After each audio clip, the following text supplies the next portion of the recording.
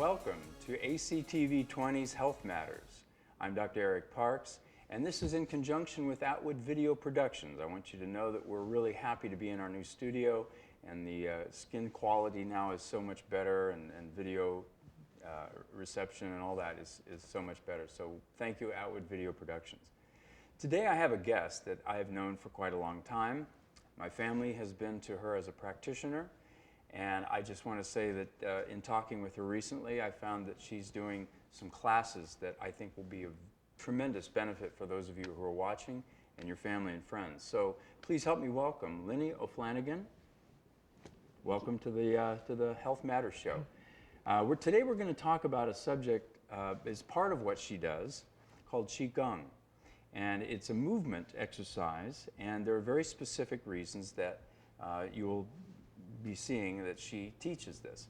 So I want Linnie to introduce herself and tell us a little bit about your background and how you've gotten to where you are now today.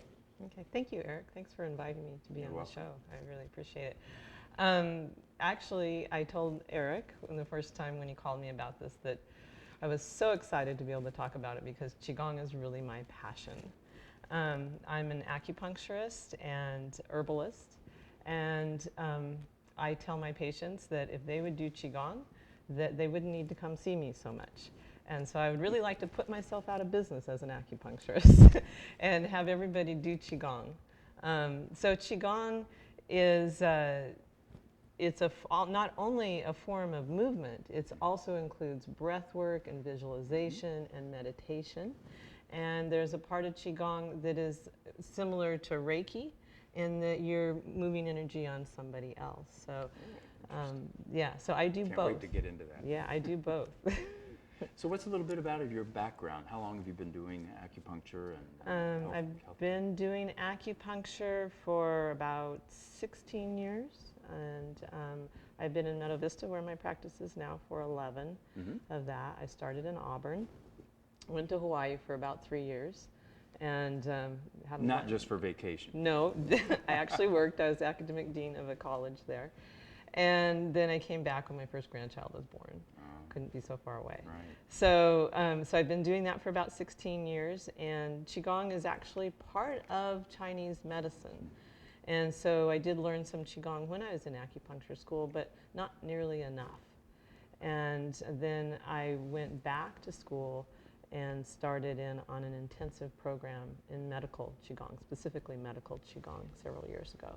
Okay, we're going to need to know a little more about that in just a few minutes. Now, I know Qigong is a part of your practice now, and a very important part. What are the other offerings? I mean, people think of acupuncture, I know, as working with needles, but is there other aspects of what you do that encompasses more of a holistic health perspective? Oh, absolutely. A lot of it is really looking at lifestyle. That's a big part. I can only do so much with needles, but the patient really has to do their part in adjusting their lives, not only on, say, physical activity level, but emotional level, nutrition, exercise, of course.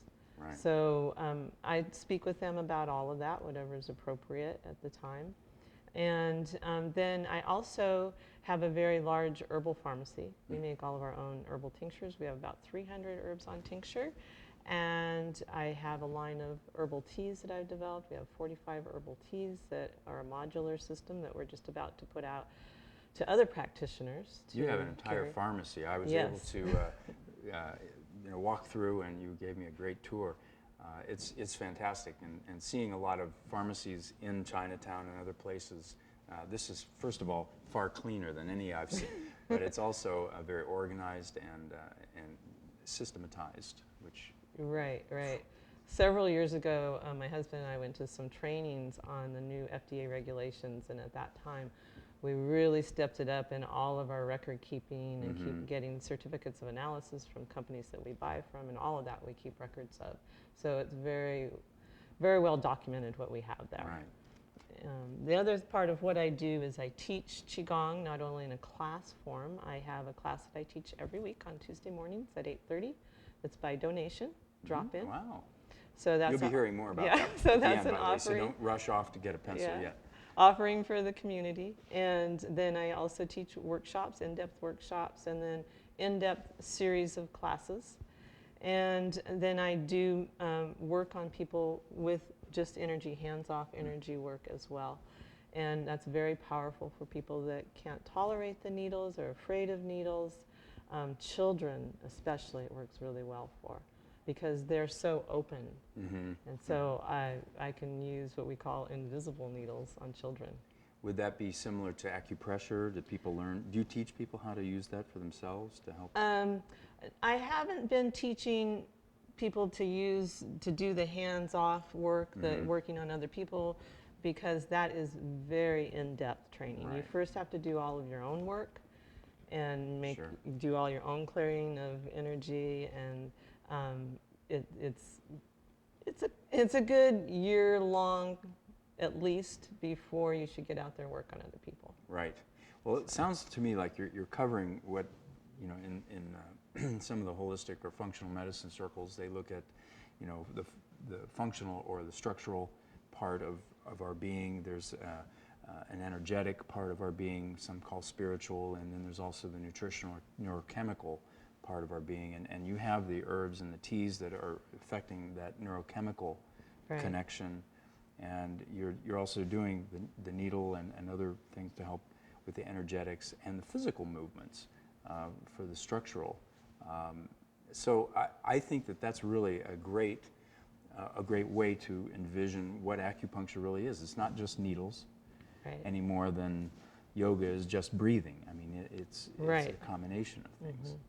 So, you know, I appreciate your work and your knowledge. And so we want to get a little bit more into the energetics of this, and so many people are probably not familiar with what we mean by energy, and then we can then transition into how we're using that to help our health. So can you give us a little background on the energy qi that we're actually going to be affecting with the Qigong exercises? Sure. So Qigong, people often ask me, what does Qigong mean? What is it? So Yeah. the qi part, most people know nowadays that means loosely energy.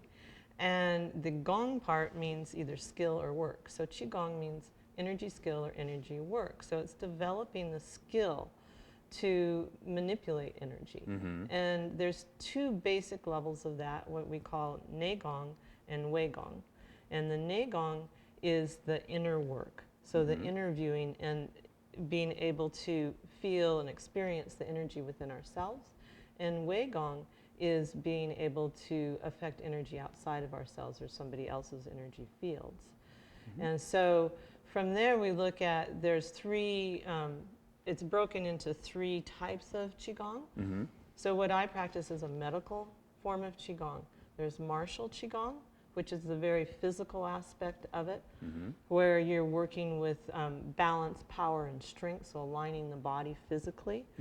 And then the spiritual Qigong is at sort of the other end of the spectrum, which is refinement and not so physical, but more meditative aspect of it. Right. So in the medical Qigong, we're bringing those two ends of the spectrum together into a holistic form, which incorporates the physical aspect and the spiritual aspect. I see. So would there be a reason that a person would only do the martial part of that or the spiritual part as opposed to? Well, usually the martial part is people who are studying martial arts, and they'll often do some type of Qigong as a warm-up for their type of martial arts that they're doing.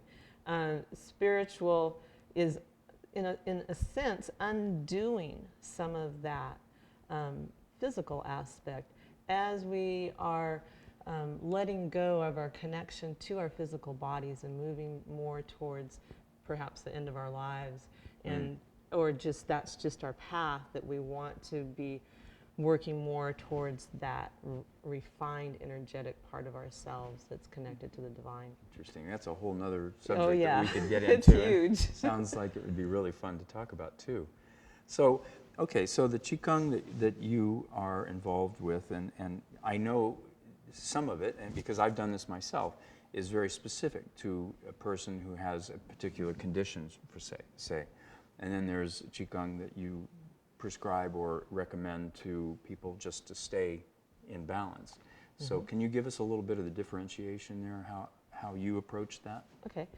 So say, for instance, in the class that I teach on Tuesday mornings, I generally teach a class that is goes through exercises where we're purging, we're getting rid of bad energy or turbid energy, as we call it, or loosening things up that are stuck, working through physically all of our joints and muscles, and then after we go through that, we want to clear and empty ourselves before we fill with good energy, and then we go through and we work on each of the major organs in the body through movement and breath.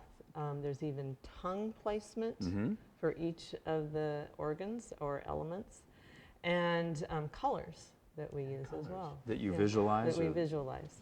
Right. So all of that comes together. There are sounds, toning, and so the different tones have different vibrations, and they will affect different organs, and you can actually direct, say, a sound into your heart or into your liver and vibrate that so that it can break loose stagnant energy. Right. So one of the concepts in Chinese medicine has to do with energy flow. That's a major, major concept in Chinese medicine, is that we have this energy that's flowing through our bodies, and it flows through meridians or channels or pathways. And that's what we're affecting with acupuncture, and it's what we're affecting with Qigong. And for various reasons, we'll get blockage in that energy flow, or the energy will flow the wrong way. So we say rebellious qi of the stomach is when we're nauseous or we're vomiting. So the stomach energy is going up instead of down. So we want that energy to flow the way that is healthiest and most harmonious for us. And so that's one of the main goals of Qigong, is to get the energy flowing properly. So we're like a whole lot of electrical circuits, and there are some circuits that get blocked, or maybe, like you were saying, the energies that we pick up during the day, maybe with who we communicate with, or traffic that we deal with, or news that we listen to. These are all things that we can internalize and do. Yes, absolutely. And instead of allowing that to become part of a pathology, this is a way of helping the body clear that and make the way for things to move the way that we're designed, so that we can be healthy. So you, as an acupuncturist, then you look at certain aspects. I mean, we don't have to go through the whole exam, but I mean, you look at different things to help know where these blockages are. Right. And you can actually then say, I want you to do these set of Qigong exercises to help bring yourself into balance. Correct. So what are some of the methods that you use to determine that? I'm assuming people haven't been to an acupuncturist yet, so you can... Well, a lot of it is listening, and a lot of it's detective work, a lot of detective work, which I love. So you're really, kind of troubleshooting and looking. A lot of what I do when I first see a patient is that I'm looking at what's happened to them over time. And so that then I can see how things are interrelated in their lives. And a lot of times people come in and they say, well, I'm just coming in because my shoulder hurts. Right? and for no reason. Yeah, for no reason, exactly. So there are reasons. And so my job is to find out how everything in their lives interrelate and got them to where they are right now. And so I listen to a story and ask a lot of questions. Do tongue diagnosis. We look at tongue. We do pulse diagnosis. Look at the shen, the spirit, how it appears on the face. Hearing how the person is speaking, looking at their body language. All of that in a very subtle way gives me information. And then using the tools of Chinese medicine and understanding how all of the organs and elements within our bodies interrelate, then you start coming up with a differential diagnosis, which is very, very different than Western medicine. I was going to bring that up because I know, since you're probably not taking blood pressure and asking about their cholesterol levels and all that kind of thing, those are usually if those are abnormal, they're usually the end result of an imbalance that has been there already. So rather than helping us focus on a symptom, like a shoulder pain, we want to know what is the domino that allowed the shoulder pain to be there, but there may be a lot of dominoes. Yes. Before. So your technique, it helps you form a picture of the dominoes or the steps that it took a person to get to that level of, now I have pain, or I can't do this, or I have nausea, or something to that effect. Even people with cancer think that sometimes it's just a matter of getting rid of cancer, but it's really an imbalance, and you can help people heal the imbalances by going through some steps, by using the herbs and teas, actual physical contact, moving that energy to help it flow again. I don't know exactly how you view things like cancer, but you know, I understand it as an imbalance that's persisted, and the body's not able to get ahead of it. So, how do you view not necessarily just cancer, but other pathologies that people go through? Do you help them by saying, we're going to help you treat this, or do you say, you know, these are? How do you phrase that or frame that for people? It really depends on the patient and what they're coming in for. But the main thing that I do is give hope. Because one of the things that happens when we go to a Western physician and we get a Western diagnosis, especially something like cancer or something that we have a lot of negative charge about, you know, that is very scary, creates a lot of fear,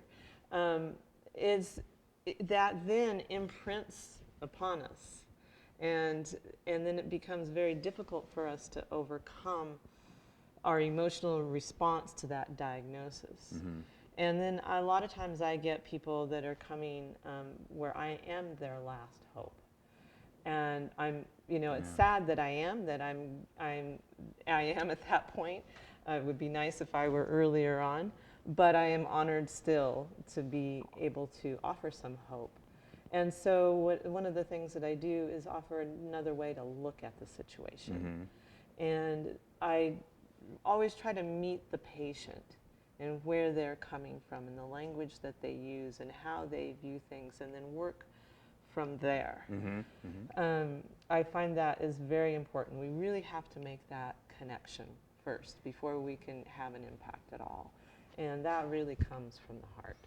You know. That comes from your ability to listen, to really get the big picture and help people understand how that big picture affects a particular diagnosis that they've been given, and perhaps then also address the emotional components of that, and how that affects the spirit, the will, all the things necessary for healing.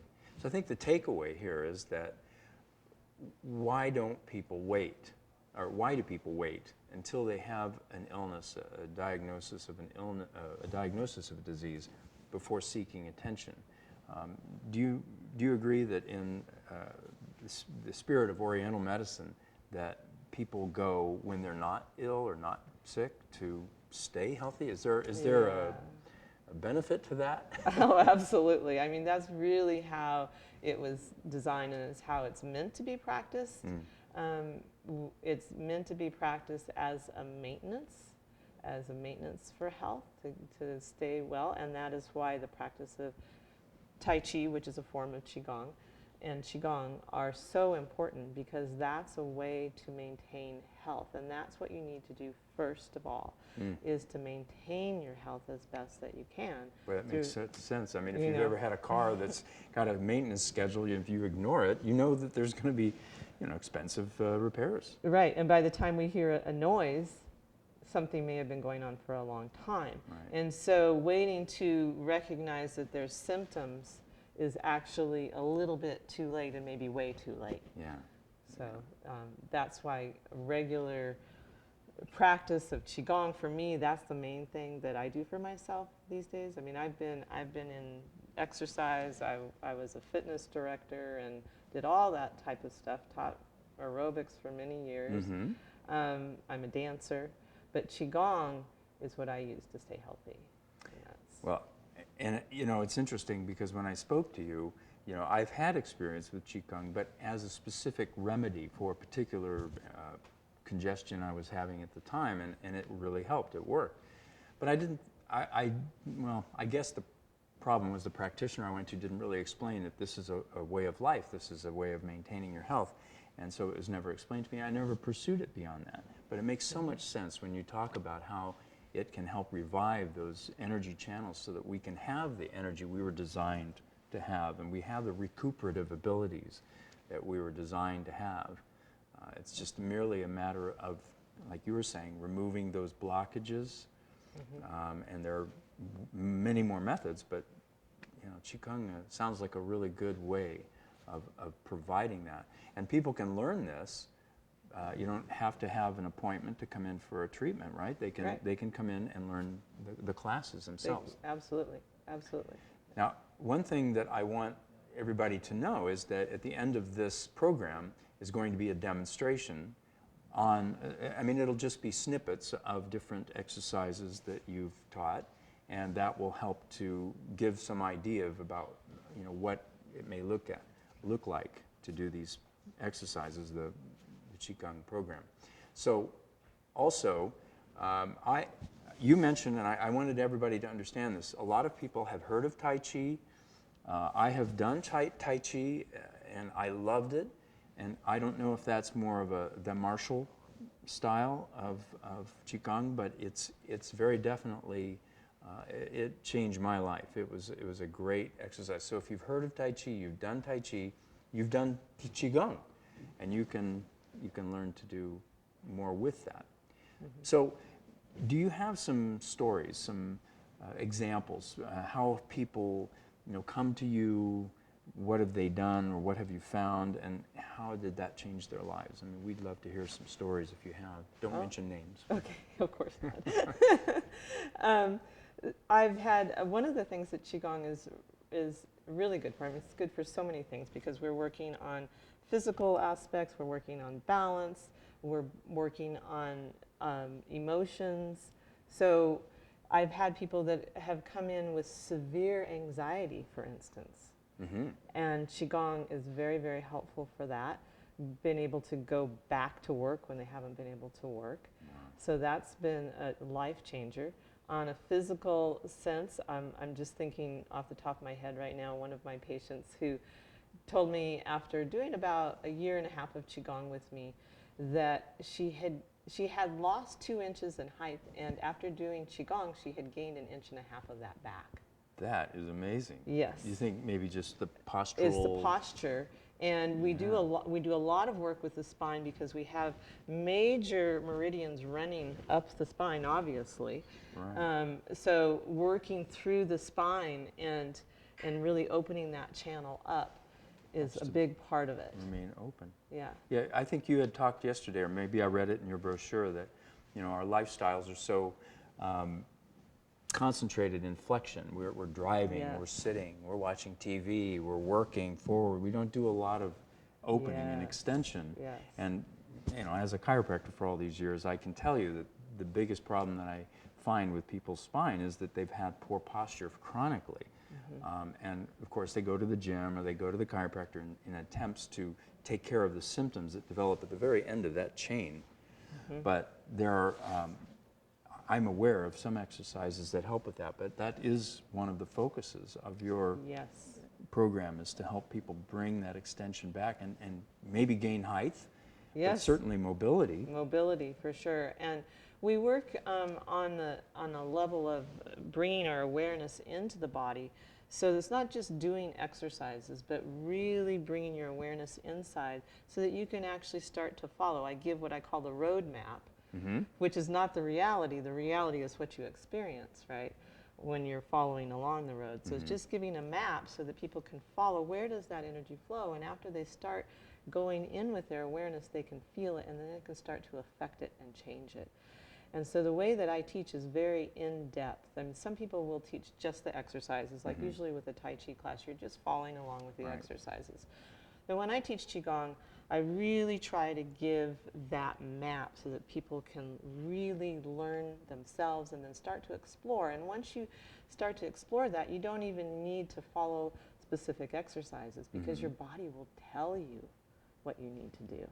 And that's what I do on my own practice at the end of the day, is I just take a few minutes to check in, and then I see, oh, how does my body want to move to unwind wherever I'm holding things in it. And so I try to get people to that level of understanding. that's certainly a higher level than a lot of experience that we've had with, if we watch a video or TV, we do the yoga and we're just doing movements. Correct. And maybe we're doing the breathing too, but really to bring attention and awareness to what the body's trying to communicate with you. That's just, it's an art form, I think, that we can learn because it's within us all. I mean, I know when it was brought to my attention, it was astounding. I went, oh, I didn't know I could do this. I thought that was just a special talent that certain people had, but no.